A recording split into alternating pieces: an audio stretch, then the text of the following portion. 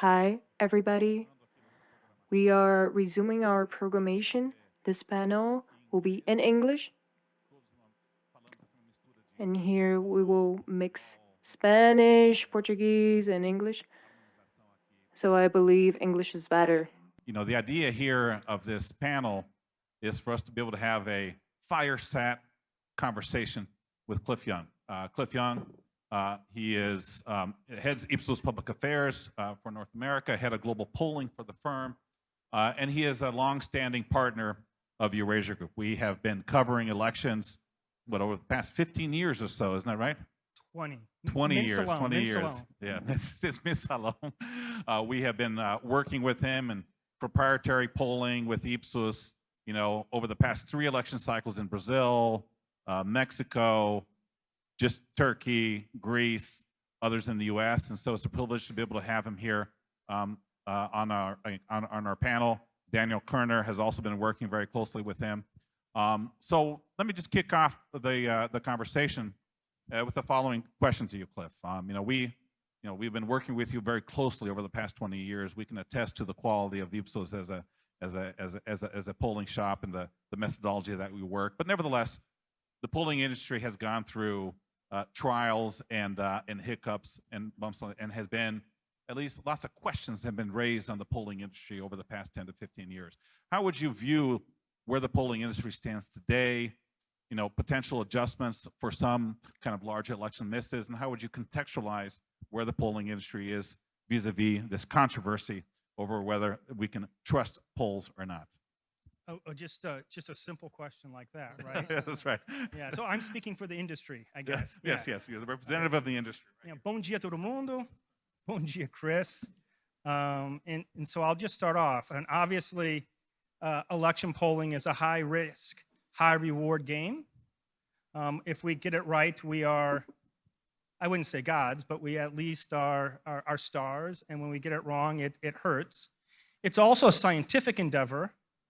It's not all art. There's a huge scientific underpinning when it comes to polling. And it is trial and error, right? And the biggest challenge we have as a polling industry, not just election polling, but polling in general, because most of what we do is actually not election polling. Maybe 5% of the business I run is election polling, 95% is everything else, helping decision makers make decisions in a complicated world. That's basically our charge and our objective. And the primary challenge of polling today are humans. We're relating differently than we used to. We organize differently than we used to. We communicate differently, most importantly, than we used to. We no longer are using snail mail to communicate letters in the mail. Though, by the way, the #1 methodology that I use in the United States for the US government is mail surveys, because it's the easiest way to get all the population. But we don't communicate only that way. We don't communicate by landline. We use our mobile phones, they're supercomputers.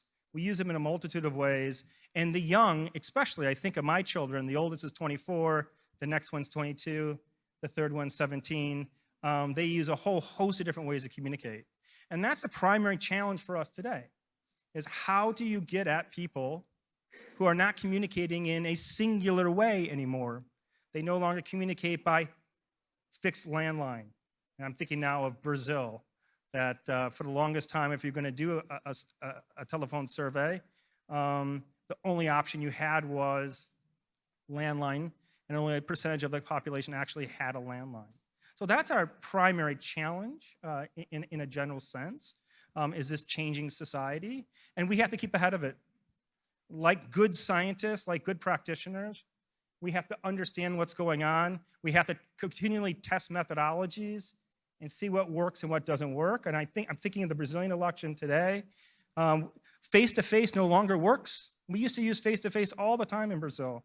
I've used it since 2000 in Brazil. It's no longer the gold standard. Actually produced worse results than actually the telephone surveys. We use telephone surveys, landline and mobile together.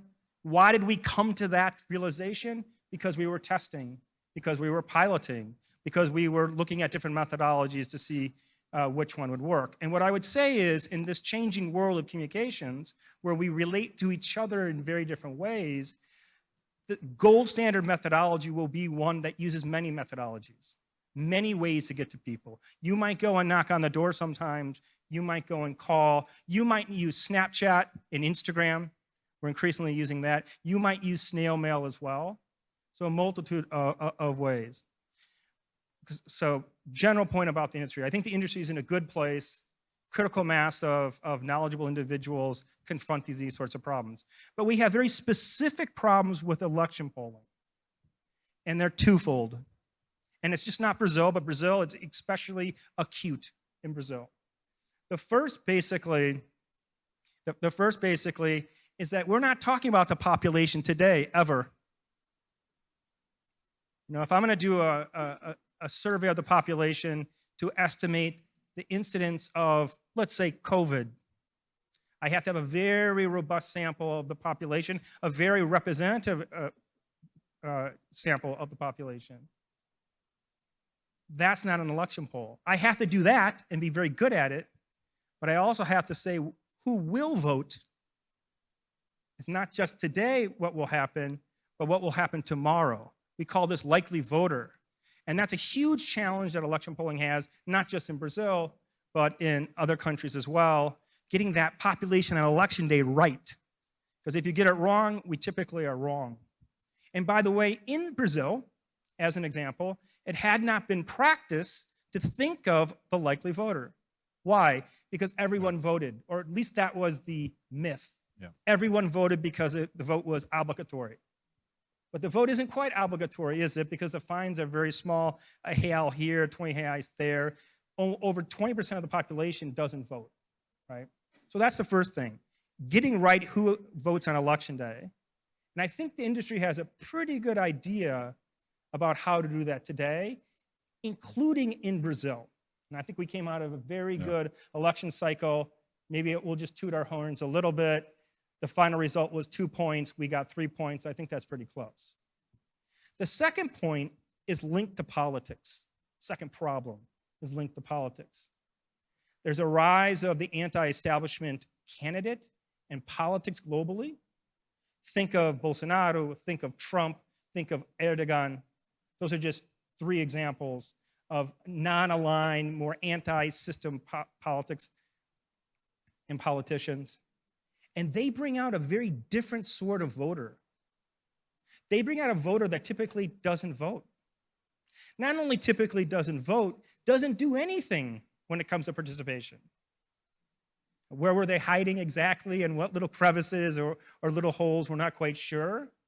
But they have wreaked havoc on the polling industry because of this non-aligned, anti-system voter.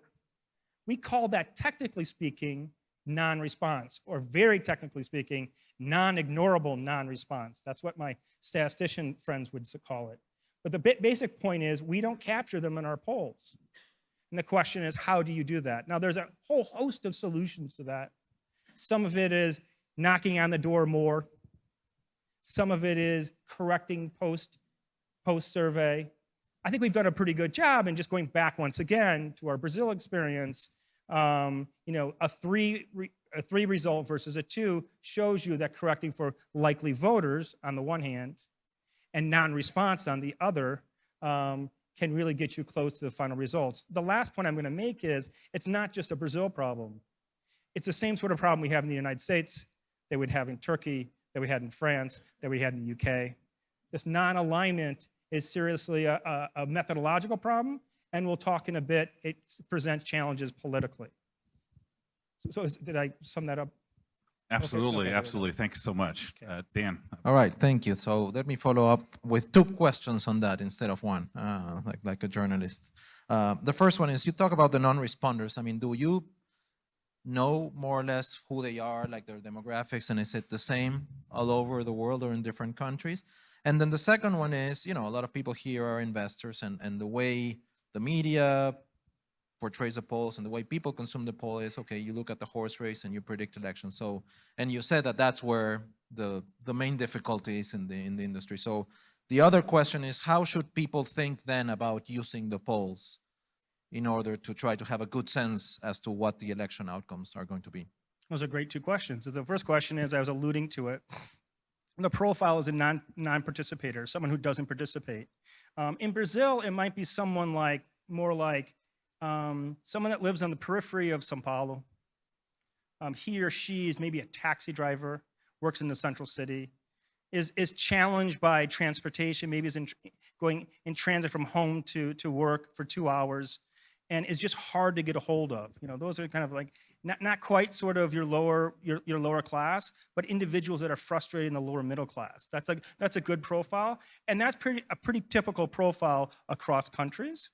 Okay, so that's the first point, or at least that's what we think.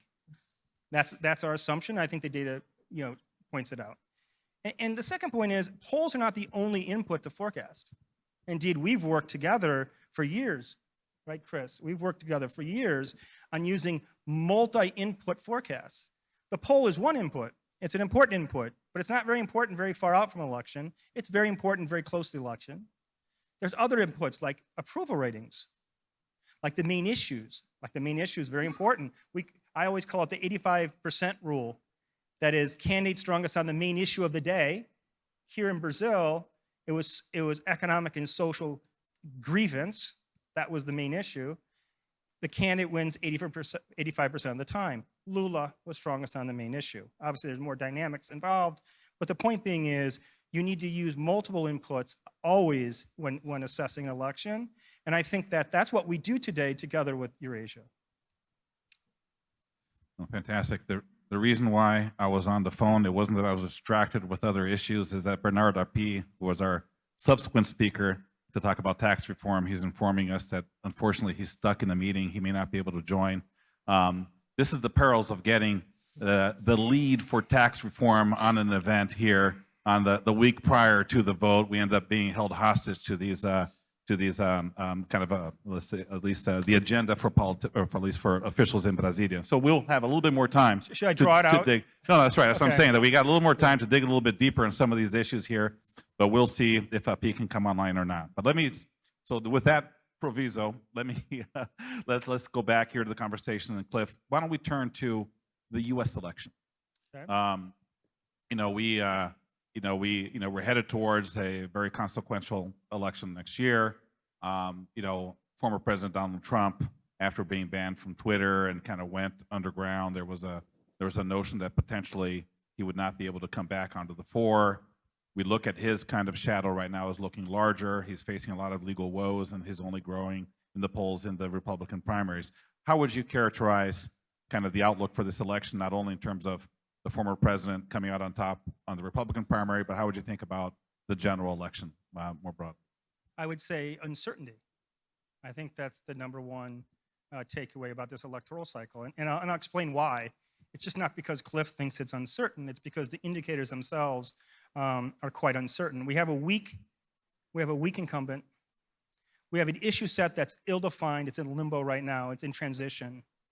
And we have a Donald Trump, the former president, who's still dominating the race, but he's twice indicted. I'll come back to these points, but I want to show you some data. Can you put up the data? And what I want to do, especially for, I'll explain what this is. I wanted to do it especially for this crowd in Brazil that's has so much contact with the United States as, let's say, I do, is that one cannot understand politics in the United States today without understanding how polarized the society is. You cannot understand outcomes. You cannot understand issues of consensus or governance without understanding that. And I think the best way to sort of emphasize the point of polarization is to show some data over the long term. What I'm showing here is long-term trends relative to immigration, right? And note back in 1995 how there weren't any differences between Republicans and Democrats. I mean, they were equally nativist. They were equally against or in favor of immigration, really against certain forms of immigration and restriction. And look what happens over time.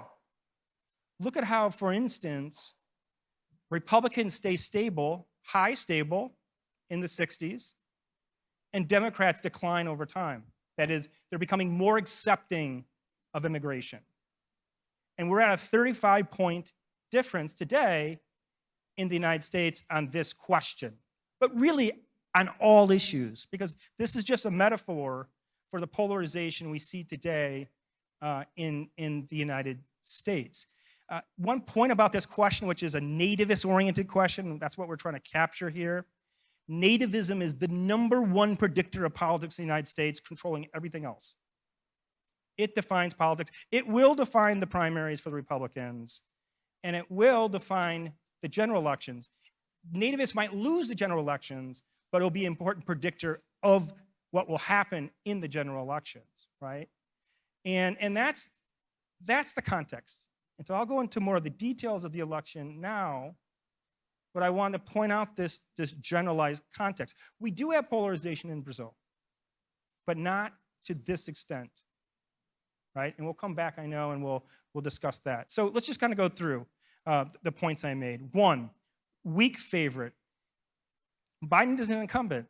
An incumbent has an advantage. Indeed, we know based upon our data, the data we share and work with Eurasia, the incumbent has a threefold advantage over its successor. That is, if Kamala Harris ran, she had much less of a chance than if Biden won. But he's a weak incumbent. His approval ratings are only at 40, 41, 42%. Binary, approve, disapprove. We don't use the 5-point scale that's used here in Brazil. Okay? That puts him in a pretty good place. He's above the tipping point. The tipping point is 40% approval rating. That's where incumbents, sitting presidents, have better than a 50-50 chance of actually winning the next election. So he's in the neighborhood of about 60%. So he's a weak favorite. But he's also a weak favorite because there's a lot of criticisms of him. He's too old. The polling's very clear on this. He's viewed as too old or aging. Second, he basically is not high energy, very clear. So a lot of critiques as to his sort of intrinsic attributes as an individual. And there's a lot of chatter right now among Democrats that they would rather have another horse in the race. And what I've told them over and over again is that that's not something you want to do. Not something you want to do.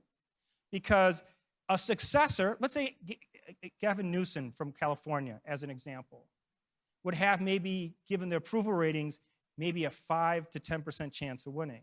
So this is not an electoral cycle that favors the successor, okay? They really, really, really, that is Democrats, really need Biden to ultimately run, in my opinion. The second point is 85% rule, main issue. There is no main issue, or it's in transition right now. 85% rule, can you just explain that? Explain it once again. 85% chance, the candidate strongest on the main issue has an 85% chance of winning the next election. And so it's very important for us to nail down what the main issue is. In Brazil, we spent a lot of focus groups actually nailing it down, and it was an aggrieved agenda, social and economic. It favored Lula. We knew that from the start. Obviously, lots of interesting dynamics in the campaign itself, but that's the horse we went with, right? The problem in the United States today, we're in a transitionary point where inflation's coming down in importance, and there's no other issue that's dominant. This is why I say there's uncertainty.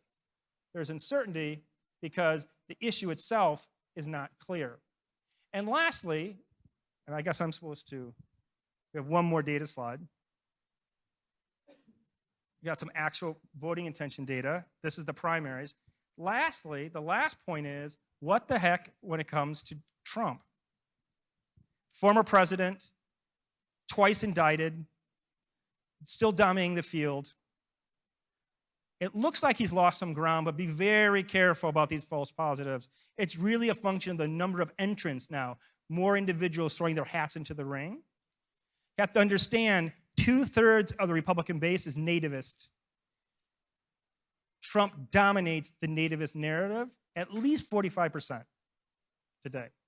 They do not see indictment as being legitimate. They can't see through those filters today, okay? We see in second place DeSantis, who, by the way, he's he's had a lot of criticisms, glass chin, not convincing, etc.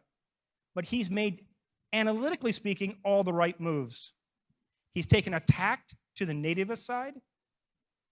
He sent, remember, migrants from Florida to Martha's Vineyard as a show, as a proof point that he really is the nativist king in this case. And he's in second place, and that makes sense. He's trying to occupy that nativist space.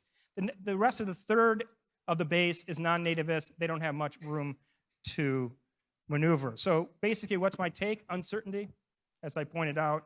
I think it leans Biden. It has to, because he's the incumbent. I do think there's a good chance that it will be a Biden-Trump general election.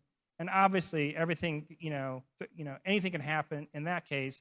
But that said, and I just had an op-ed last week come out on this, nativism is a problem because it resonates very, very strongly with the Republican base, but can it win the general election today?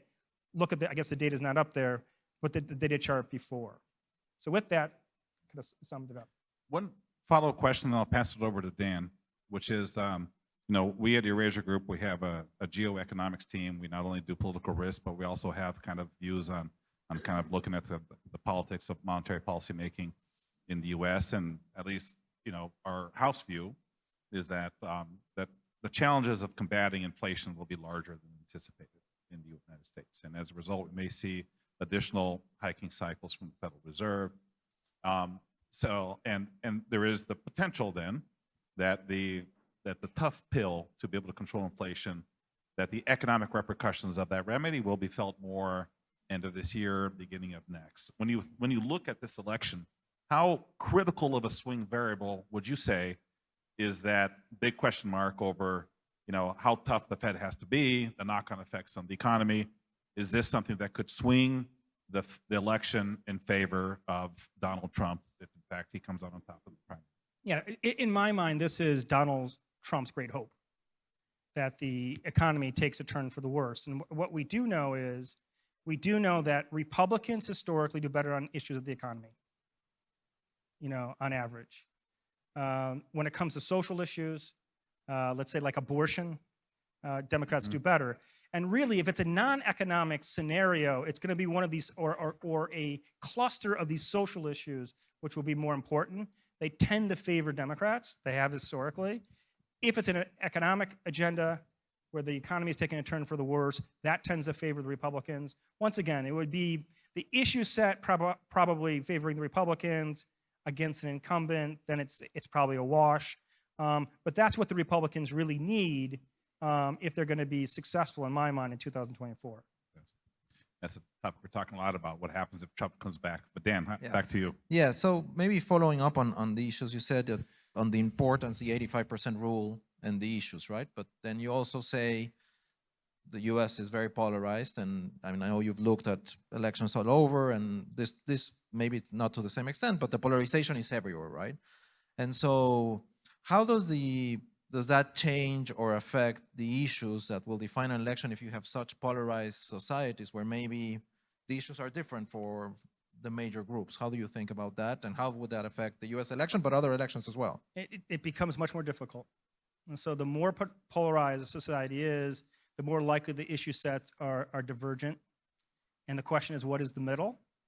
In the United States, we would look at independents, and we focus on them and focus how the different candidates would actually do on those specific issues. In Argentina, we do the same. We would look at basically the issue set among each of the primary candidates, and then look at among those who have made a decision. But it's more problematic. That's why I emphasize that the US election is uncertain, because the indicators themselves are uncertain. Let's explore. We want to talk about Brazil. We're going to talk about Argentina, and also we'll share some of our respective views here at the Eurasia Group. But maybe a little bit of a broader question, following up on Dan's on the nature of the types of discontent that we're seeing, not only in Latin America, but also in the United States and in Europe. And I think Ipsos Public Affairs, and we cite this a lot in the Eurasia Group, you have a very interesting kind of ranking, global ranking of the perceptions, to the degree to which the public believes the system is broken. and that you guys have started since 2016. And we're at a very high levels of perception the system is broken, according to your data, kind of some of the Nordic countries in Europe, less so, parts of Asia, less so, but the periphery Europe, higher, US, Latin America also very high. How would you characterize, as you say, this anger against the establishment, which you characterized at the beginning of your comments in terms from a polling point of view, is hard to be able to get at these people. But is this a new normal? Is this something that you think has deep roots, is here to stay? How would you kind of characterize this high perception system is broken and kind of with the perspective of your career in the polling industry, how new is this and how fundamental is it? Yeah, and that's a great question. And first and foremost, what we do know, because there's many things we don't know. And what we do know is that there's a high level of belief that the system is broken. I call it anti-system sentiment, globally speaking. We're talking supermajority belief that parties and politicians no longer care about people like me, about the common person, or you need a strong leader to take the country back. It all sort of resonates, right? We can hear politicians talking and politicals talking. And we see it sort of, we see it in a general sense, in a widespread sense across countries. What I would say, though, is that it takes on different forms in different places. There's different flavors of it. And so in a place like the United States, you have two parties now, two main parties, and one I would characterize as anti-system. That's the Republican Party. Its own sort of tweak, its own sort of tone, let's say, which is more nativist in orientation, but very much an anti-system party. The Democrats less so. There's some elements inside. You take Brazil, though, it takes on a very different form. Brazil in general is an anti-system country. You can't be successful in the middle and at this point in Brazil, in my mind, without, because of the very fact that there's such high levels of resentment towards the establishment. And we can understand both Bolsonaro as well as Lula as two forms of anti-system. On the one hand, Bolsonaro is your security, anti-corruption, stability, knock him over the head a bit, much more sort of authoritarian leaning. Lula's much more of the left-leaning economic mobility, socioeconomic mobility, but both can be characterized as anti-system, even though Lula's been part of the system for the better part of his entire career. From a public opinion standpoint, he resonates very strongly with those that are anti-system, especially among the poor. So maybe turning a bit to Latin America before we turn to specific countries, what Chris was saying, you also see high levels of discontent everywhere, anti-establishment sentiment, some countries larger than others. And in general, we tend to see that presidents come into office and their approval ratings fall very rapidly, right? So, and that's not surprising, I guess, given what you said. But we have had some exceptions, right? López Obrador in Mexico is very popular. Bukele in El Salvador is very popular. And Lula's approval ratings, right, have been fairly stable. So how would you explain maybe those anomalies versus what we tend to see in the rest, which are presidents that see their approval ratings fall very, very quickly because of this discontent? Yeah, that's a great question. So it's normal for approval ratings to fall. That's called the honeymoon effect. And so the typical trajectory is you get in office, you have at least 6 months or so, 6 to 9 months, and then approval ratings begin to fall. Now, it's been faster as of late. That honeymoon period is very short-lived, not just in Latin America, but in the world in general. So we would expect that.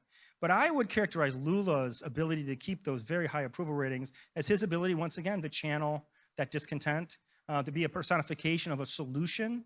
Remember, people put their hopes in him this time because he had proven himself last time. He resonated, very eloquently with their primary issues, and that's the sort of that's ultimately the sort of thing you would expect with someone like Lula. The last point I wanted to make, and it just goes back to Chris's initial point, we are seeing an attenuation globally of populism and anti-system sentiment. There has been a weakening. We've published some recent op-eds and studies on this that show that. And the question is why? And the answer is really simple. Free and open elections are an escape valve for discontent. So I get my person in there, I get Lula in there, now I'm less discontent. My discontent is lower, my resentment's lower, because I have my person in there. Now, the question is, will that person be able to meet expectations? That's always a different sort of question. And if they're not, then they'll be penalized as well. Maybe a follow-up if I can, like, because now when I was hearing you, I was thinking, for example, of the case of Chile, right? And maybe even the US, right? When these outsiders, anti-establishment candidates win and you have an explosion, but then it doesn't work, right? I mean, like in Chile, they did a constitution that was a disaster and people were happy. And now you have a return to the absolute establishment in Chile, for example, right? Which was kind of the first explosion that we saw in Latin America. Is that also something that we may start to see, that as this anti-establishment candidates fail, that people return to the system? Yeah, I mean, I think that's an example in the United States too. You take Biden is the establishment. There couldn't be anyone more establishment than Biden, right? And they had enough of this anti-system sort of attitude and positioning. But I do think it's cyclical. I think we're at high levels of anti-system sentiment. There'll be some cyclicality to it, especially as new governments come online and they relieve some of the pressure. But overall, global citizens are not feeling like that their basic needs are being met. Let's turn to the politics in Brazil for a little bit. Whenever we, we get questions on the Brazilian elections and parallels to the United States, my initial reaction is always to reject kind of thesis of contagion from one to the other, or that one is driven by the other. But the parallels are uncanny right now between Brazil on the one hand and the United States on the other. We have not only Trump well positioned for the Republican primary, he's facing legal challenges. We're headed back to kind of a repeat of the deeply polarized election of the previous round. In Brazil, we have former President Bolsonaro is currently on trial at the electoral court. The wide expectation in Brasilia is that he'll be ruled ineligible to be able to run for office over the next 8 years. We have 6 months of the Lula administration. He's doing relatively better on his approval ratings. They haven't yet start dropping. He's been steady at 55%, but you can make the case this is driven by a drop in food prices that has provided some relief, and maybe this is not going to be a permanent phenomenon. So much like some folks were counting out Trump in the United States, at least from my point of view, and here at the Erasure Group, we tend to think that there may be a similar peril occurring in Brazil. There is a little bit of a dose of wishful thinking that I feel many times in the narratives and commentary of in the press or opinion makers, that once Bolsonaro is out of the picture, that you'll open the doors towards a moderate centrist candidate that can potentially fill the void, and then therefore, heading into the next presidential election, that you could have someone who is more centrist, moderate, market-friendly, without the hyperbole that we've seen of Bolsonaro in the past.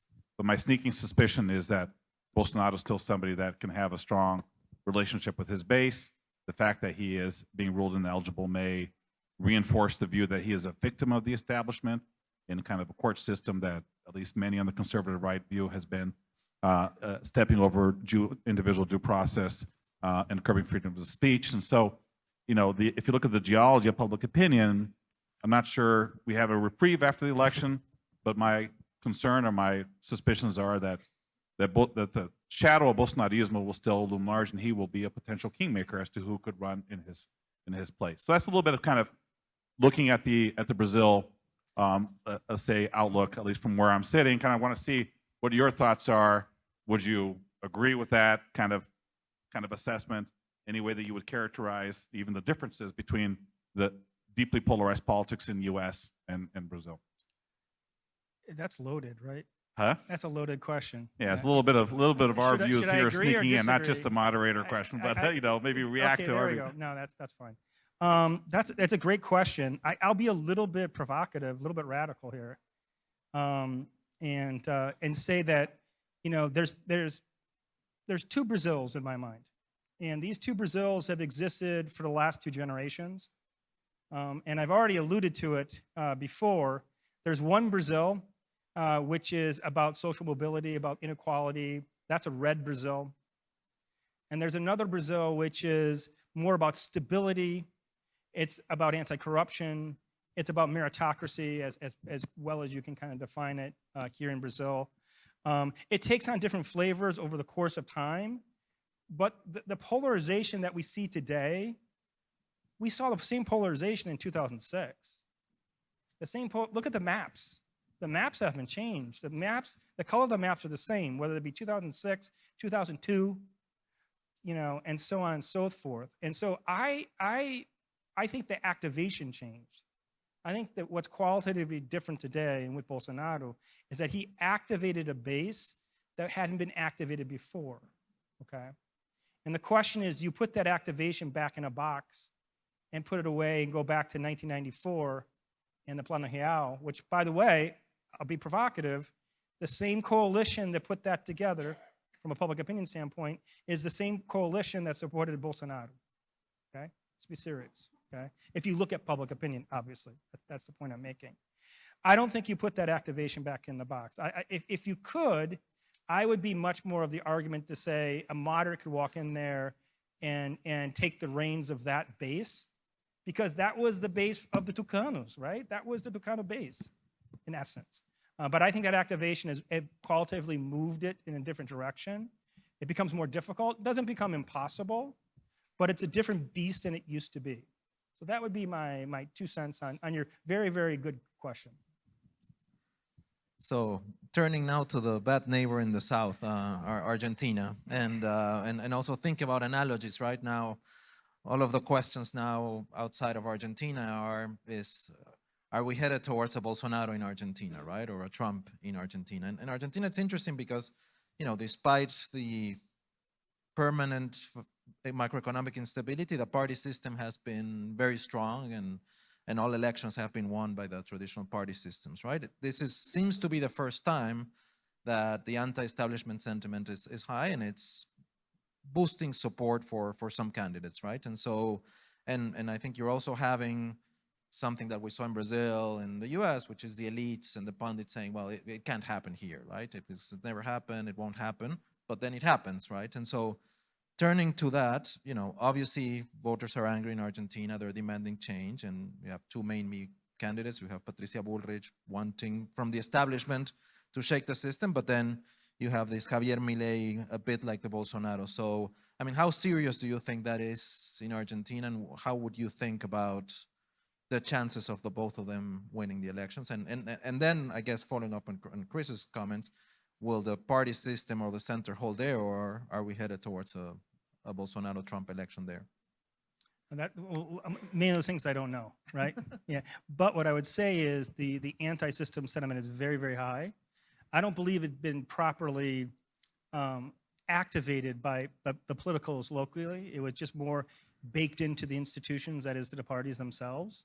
But I think that what we're seeing today in the movement with Milei and in his group, especially an activation of just overall disgust. And indeed, still it's to be defined what the main issue is going to be. It probably will be the economy. The last government hadn't been able to do anything with it, or at least that's perception. And ultimately, as we know, whoever owns that issue will own the election. But I believe there'll be a second round with two I wouldn't say non-aligned, more anti-establishment-like individuals. So that means, yeah, I mean, the way I'm thinking is that means also a very uncertain election, right? I mean, because you end up with like two potential candidates that could define that issue, but it's not clear who will, right? Yeah, the problem is you have three right now that kind of divide the vote. Yeah. So by definition, just mathematically, it's an uncertain election. I'd like to open it up to the audience if you have any questions. With the organizers here, as I understand it, it says 5 minutes, but I think we have about 10 or 15, but given the shift of the schedule, is that right? Okay, fantastic. So if anybody have any questions, please raise your hands. Someone will come and give you the mic, and we can address them. And until we get the first person, I'll just make one broad comment, kind of reflecting on our conversation here, and also, the conversations that we had in the panel in the morning, which is, I think Latin America and Brazil is a real fascinating juncture. On the one hand, we're dealing with public opinion trends across the region, which you have deep levels of dissatisfaction mixed with anti-system sentiment. We're stuck with a kind of a low growth environment. That was a theme of the first panel. On the other hand, we have a region that has potential windows of opportunities coming from abroad with the geopolitical dislocations. This is a region that are commodity producers, ag producers, oil producers. These are and potential advantages on the environmental front. So the region is kind of nestled between a mix of public opinion geology, which is challenging, which puts a lot of pressure on policymakers that have to respond to that anger in their discourse and how they act. They're more embattled, but with windows of opportunities abroad, and it's really the interplay of the two, which I think is where a lot of our analysis at Eurasia Group is focused on. So it is you got to keep an eye on both balls, on the opportunities on the one hand, but the public opinion challenges that generate political, let's say, decision-making, let's say, difficulties ahead. We have anybody that has raised their hand over here? Can we get a microphone? E também podem fazer perguntas em português, também pode levantar a mão, não só em inglês, mas por favor. Obrigado. Okay, I am Eduardo Viola from the University of São Paulo. I would like to question a little bit your degree of uncertainty about Argentina, because there is not a whole uncertainty. I think Peronism will be defeated and strongly defeated. There is the erosion of Peronism is very deep right now, different to the past. But the question is, the first uncertainty is Juntos por el Cambio, Patricia Bullrich or Larreta. If Patricia Bullrich win the primary of Juntos por el Cambio, she will be extremely strong. If Larreta win the Juntos por el Cambio, Milei has a lot of space to grow. So, thank you. Dan? No, I agree with you. I mean, I think, the incumbent, it's an election for incumbent to lose. The question is who wins it. I think Patricia Bullrich is more aligned with what pro-voters are wanting, pro-voters meaning of the party, right? And so I think it is going to be strong. But I do think still there is a question that none of us really know very well, which is who is a candidate, Milei or Patricia Bullrich, that voters think is better positioned to solve the economic problems, right? Because I do think that Milei has two strong messages. One is politicians are to blame for all our problems. And second is dollarization, which in the minds of most economists makes no sense, but in the minds of the population does make a lot of sense, right? And I think that's really the biggest uncertainty, right? I mean, is Milei the one that captures that? And I agree that Milei would be much stronger against Larreta, but I think he would also be strong against Patricia Bullrich, because I'm not entirely convinced that Peronist voters will go and vote for a pro-candidate. So I think that second round is very tough to know and to predict. Yeah, I would just say that it will all depend on who owns the main issue and who's best at and most efficient at that. I still think it's an uncertain election. We have three candidates, three groups that are about equally distributed. It depends on the poll. And there's a lot of contingencies in your question. So there's a lot of uncertainty about what will actually happen ultimately. But once again, the candidate that dominates the main issue, which will be most probably the economy, will be the candidate that takes it. We got a question here, and then we got a question here, I think. Thank you. I don't think it's on. I can't hear you, but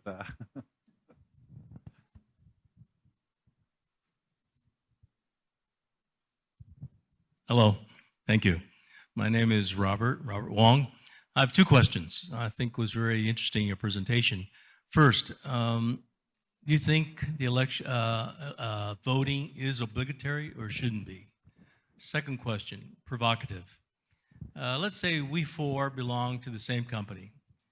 Daniel's got no shares. You got 20%, he's got 30%, I got 50% of the shares. In a company, obviously,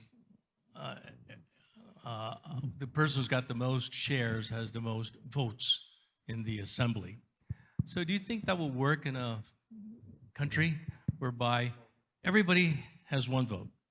But if you're in the bracket of taxation, in the first bracket, your vote counts 1.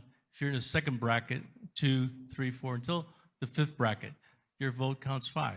See, that's not very interesting. It shouldn't. It's not fair. I think it is because if you pay more taxes, you're helping the country more, the economy more than someone who doesn't pay anything. So, what's your opinion of that? Everybody gets one vote, but then it escalates according to Okay. the proportion of tax you pay. Okay, I'll answer both. How's that? The first one is no. It's obligatory obligatory here in Brazil, right? But you have huge abstention. I'm agnostic as what the rules should be. I think every society should define it as it sees fit. It creates a little bit of confusion here. Excuse me, a little bit of confusion here for pollsters, but we're not the primary concern. On the second one, I have this thesis called the pitchfork thesis. And so my thesis is you don't want people jumping over your wall with pitchforks if you don't get what they need in hand. So I really think that in participatory democracy, differentiated vote that way, that's weighted differentially, probably won't go over very well. We have discontent today. Could you imagine discontent if individuals felt that the system wasn't fair? Indeed, part of the system is broken approach that we have has a question. Do you believe the system is rigged? And we have more than 70% of global citizens believing it's rigged. They would just think it was more rigged. It's actually, my point is about the pitchfork thesis, it probably goes against your interest not to have everyone feel like they have a stake in society.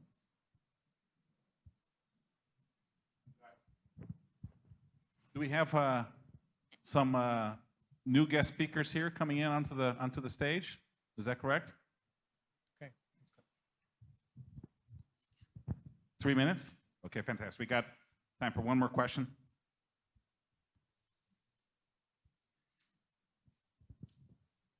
Dealing on the fly here with some changes in the schedule. Apologies for that.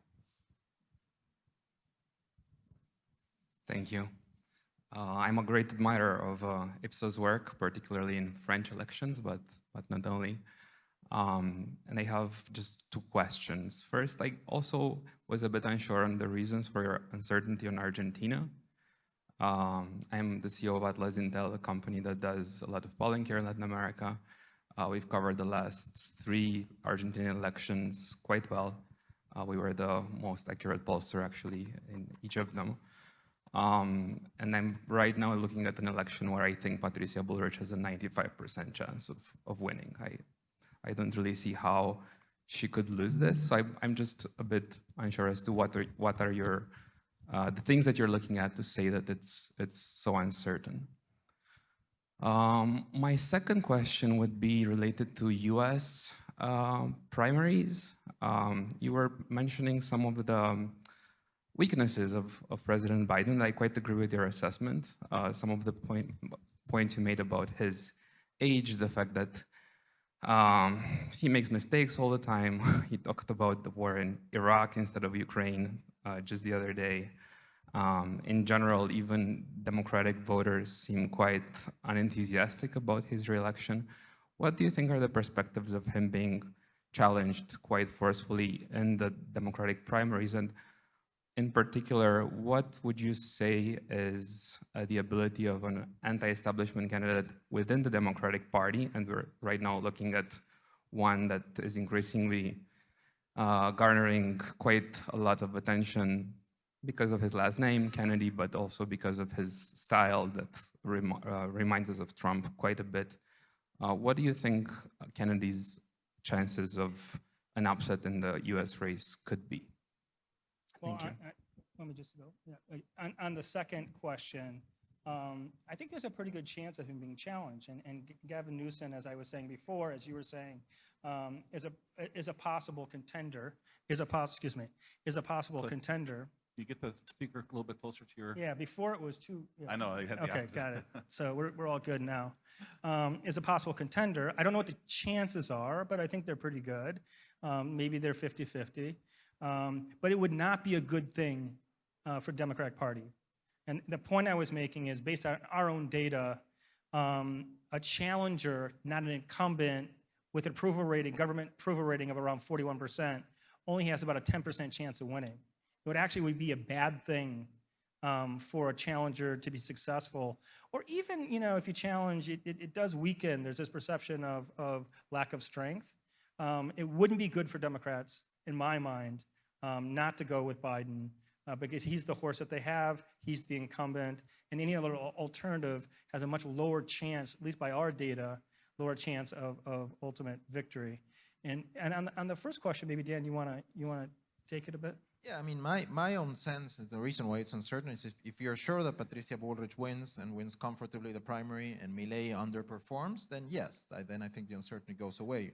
But I do think there's a question as to how competitive Milei really is and a degree of uncertainty as to Patricia Bullrich's ability to win the primary. But to me, the main uncertainty is how well can Milei do in the primaries. I think we're done with this session. Thank you so much. I thought it was, let's say, the public opinion landscape absolutely is a key precondition when we do our work at the Eurasia Group, and it's always been a privilege, Cliff, to be able to work with you over the course of these election cycles. So thank you so much. On to the next panel. Thank you.